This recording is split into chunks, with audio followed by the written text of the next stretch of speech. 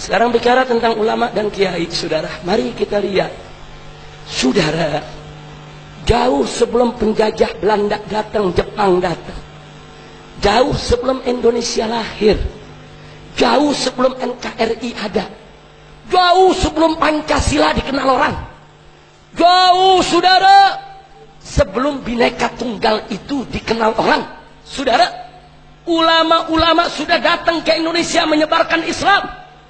Bagaimana kerajaan Singosari, kerajaan Majapahit, saudara, semua berubah menjadi kerajaan-kerajaan Islam. Apakah itu kerajaan Mataram atau itu kerajaan Demak dan lain sebagainya, saudara. Itu perjuangan ulama.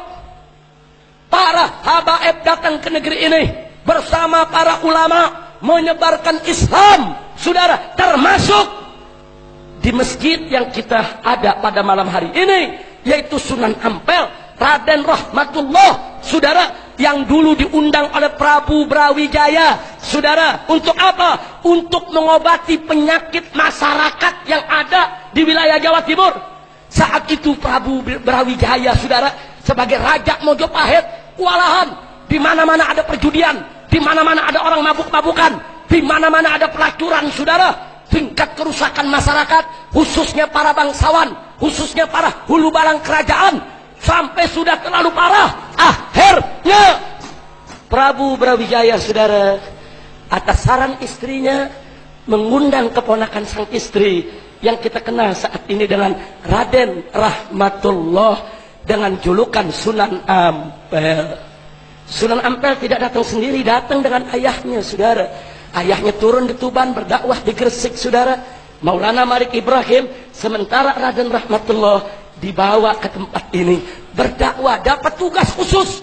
Bagaimana hulu balang kerajaan itu, saudara, supaya tidak sabung ayam, supaya tidak berjudi, supaya tidak berzina, supaya tidak melakukan berbagai macam kemunkaran. Dan Sunan Ampel berhasil, saudara, menyadarkan para tentara kerajaan, bahkan di antara mereka banyak yang masuk Islam.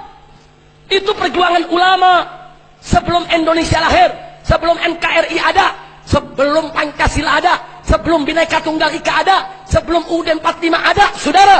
Jangan coba-coba menghapus fakta sejarah, saudara. Kira-kira jelas tidak? Jelas tidak? Begitu datang penjajah Portugis, penjajah Spanyol, penjajah Belanda, ulama tidak diam, saudara. Ya, kerajaan-kerajaan boleh tumbang, kesultanan-kesultanan boleh tumbang, tapi ulama-ulama kita tidak ada yang tumbang, saudara. Mereka terus membangun pesantren-pesantren di mana-mana, mencerdaskan umat, mencerdaskan rakyat, mengajarkan mereka cara membaca, cara menulis, membentengi akidah mereka, mengajarkan mereka syariat Islam, dibentengi di mana-mana, saudara. Kalau tidak ada perjuangan ulama, 350 tahun kita dijajah oleh penjajah Kristen. Ini bangsa bisa jadi Kristen semua, saudara. Tapi 350 tahun kita dijajah oleh penjajah Kristen, umat Islam tetap mayoritas. Sampai Belanda angkat kaki dari negeri ini, umat Islam tetap 90% di Republik ini, saudara. Apa saat itu NKRI sudah ada? Apa Pancasila sudah ada? Apa Bhinneka Tunggal Ika sudah ada? Apa tentara sudah lahir? Apa polisi sudah ada? Belum ada, saudara. Ulama yang pimpin umat, saudara. Catat dalam sejarah, di zaman penjajahan Belanda dan Jepang, saudara, di setiap provinsi, di mana-mana, saudara, itu para kiai kita di siang hari membuka kitab, mengajar ilmu dan adab kepada masyarakat. Tapi di malam hari mereka ajak kaum santri panggul senjata, saudara, untuk menyerang pos-pos keamanan penjajah di mana-mana, saudara. Di Jawa Barat, saudara, contohnya di era Bogor ada Mama Bakri, ada Mama Abdullah bin Nuh, ada Mama Falah, ulama-ulama pejuang. Di Tasik, saudara, satu pesantren dengan para kiainya dipimpin oleh almarhum Kiai Haji Zainal Mustafa melawan tentara Jepang, sampai mereka semua dibunuh, pondok pesantrennya dibakar, istrinya dan putri-putrinya disembelih, saudara. Kemana tentara? Belum ada. Kemana polisi? Belum ada, saudara. Jangan dihapus perjuangan ulama, jangan dihapus jasa para kiai. Mereka yang mempertahankan republik ini, mereka yang mempertahankan negara ini, mereka yang mengusir penjajah, saudara.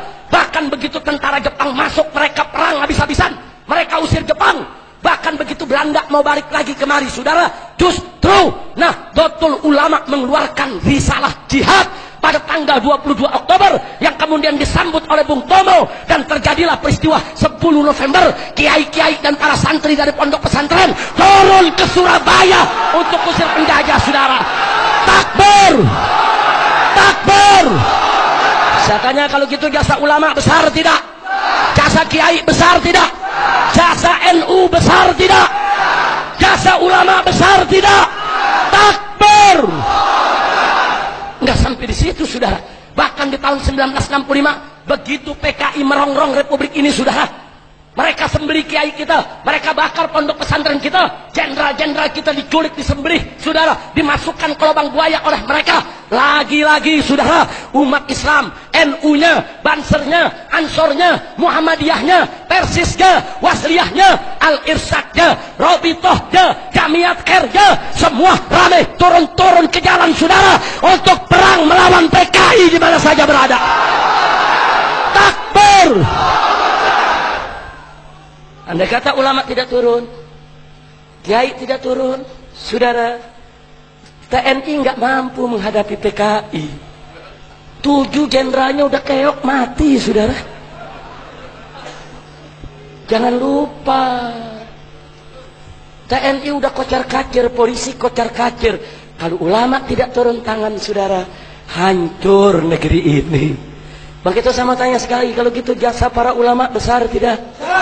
Jawab yang keempat, jasa kiai besar tidak? Jasa santri besar tidak?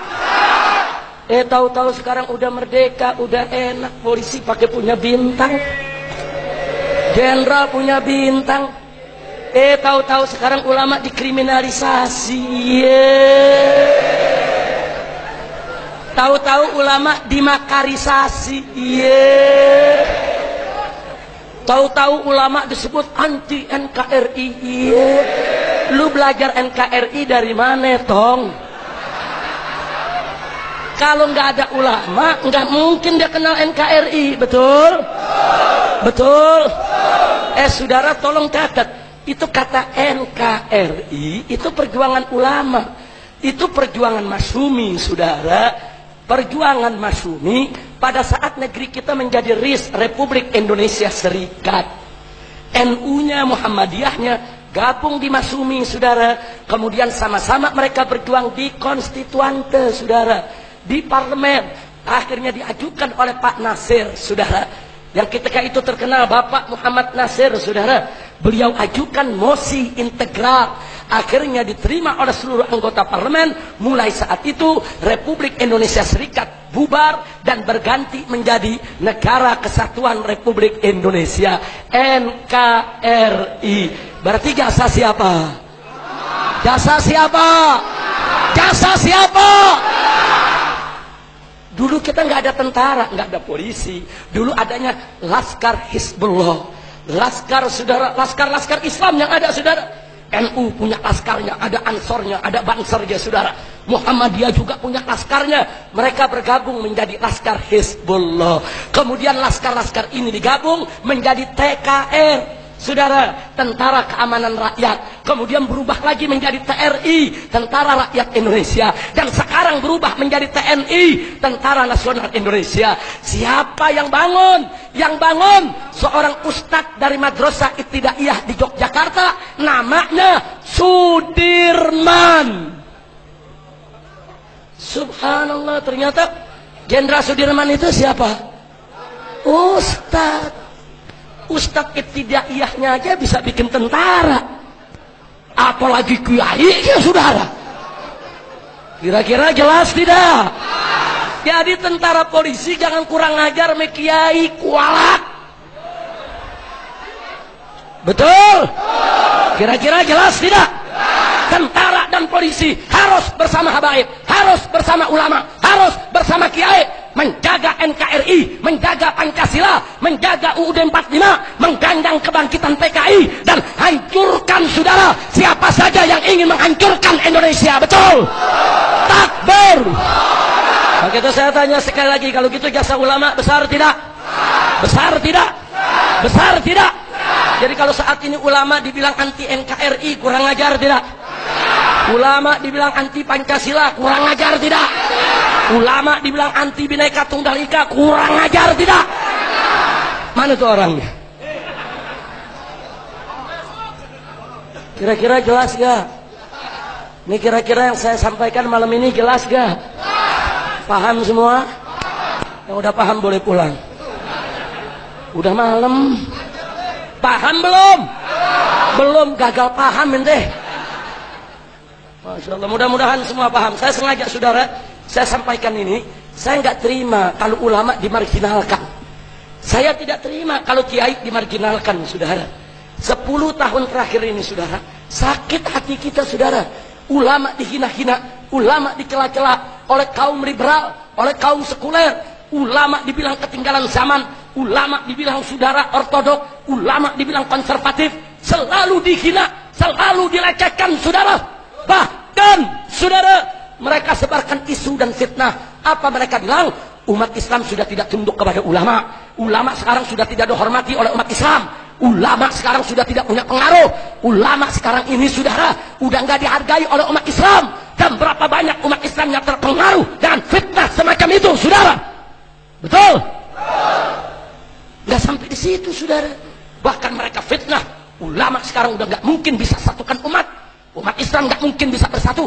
Terlalu banyak organisasinya, terlalu banyak partai politiknya, terlalu banyak ormasnya, terlalu banyak majelisnya.